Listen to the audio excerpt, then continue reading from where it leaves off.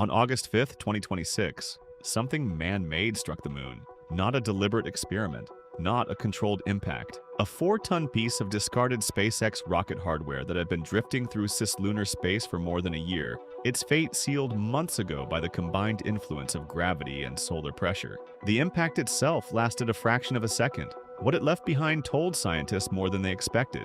The story of this impact begins more than 18 months before it happened. On January 15th, 2025, a SpaceX Falcon 9 launched 2 private lunar landers, Firefly Aerospace's Blue Ghost and iSpace's Resilience. The mission required a higher energy trajectory than typical Earth orbit flights, which meant the spent upper stage could not re-enter Earth's atmosphere and burn up as planned. Instead, it was left in an unpredictable orbit, a 4-ton, 40-foot piece of space hardware with no fuel, no guidance, and nowhere specific to go. At least not immediately. Space tracking experts around the world followed the wayward stage's trajectory for months. Bill Gray, whose widely used astronomy software is a critical tool in the planetary defense community, published predictions of the impact months in advance. The stage's final path became clear. It would strike the moon near the Terminator line, the boundary between the sunlit side and the dark side, on the morning of August 5th. Scientists scrambled to position telescopes, alert orbiting spacecraft, and plan observations of an event that would be both scientifically useful and frustratingly difficult to witness directly.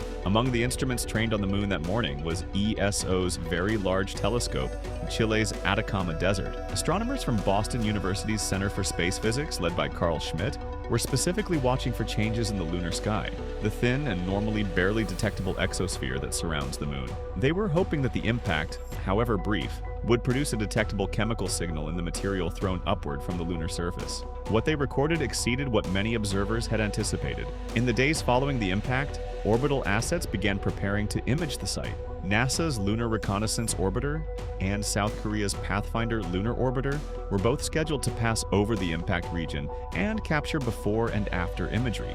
The crater itself was expected to be approximately 20 meters wide and 5 meters deep. Too small to see from Earth, but clearly resolvable from lunar orbit. Images of the site would provide the most direct evidence of what the impact actually produced and allow scientists to compare the crater's shape and size against predictions based on computer models. Beyond the immediate science of the impact plume, Benjamin Fernando of Los Alamos National Laboratory highlighted why this event mattered for the future. Understanding how artificial impacts behave on the lunar surface, how much debris they throw, how far it travels, what chemistry it releases, is directly relevant to the safety of future astronauts and lunar infrastructure. The moon experiences natural impacts constantly.